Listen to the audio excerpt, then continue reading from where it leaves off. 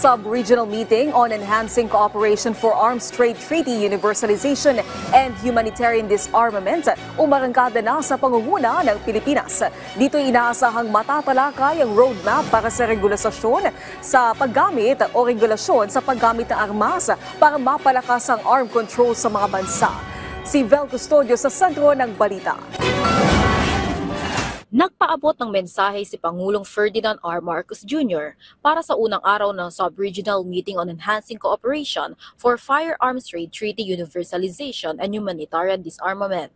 Ayon sa Pangulo, ang kapayapaan at pagkakaisa ay makakamit kung ang mga bansa ay may respeto, pagkakapantay-pantay at soberanya. Ang pagkakatatag-aniya ng Association of Southeast Asian Nations o ASEAN at adoption ng Ottawa Convention ay makabuluhang hakbang sa pagpapalaganap ng kapayapaan at progresibong mga bansa. Pinangunahan ng Office of the Special Envoy on Transnational Crime sa ilalim ng opisina ng Pangulo ang 3 araw na pagpupulong. Katuwang dito ang Department of Foreign Affairs at Nonviolence International Southeast Asia. Ilan sa mga bansang kalahok dito ay ang gobyerno ng Indonesia, Malaysia, Cambodia at Japan. Kaisa rin ang mga law enforcement agency ng Pilipinas, kabilang ang National Security Council, Department of National Defense at Bureau of Customs. Your presence here reflects your commitment to strengthening weapons regulation measures and your dedication to building a safer and more secure region for all of our people. Nagpaabot naman ng mensahe si Executive Secretary Lucas Bersamin sa pamamagitan ni Ambassador Marciano Painor Jr.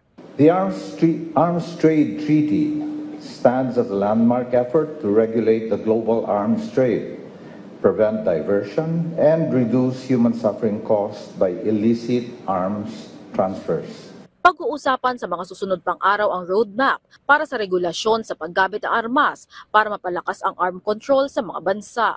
Magpapalitan din ng ideya ang mga bansa para sa capacity building, joint training program at pagresolba sa mga cross-border armed trade challenges. By working together, we can prevent conflict, protect lives, and build a future where arms are traded responsibly and used only in accordance with international law and humanitarian principles.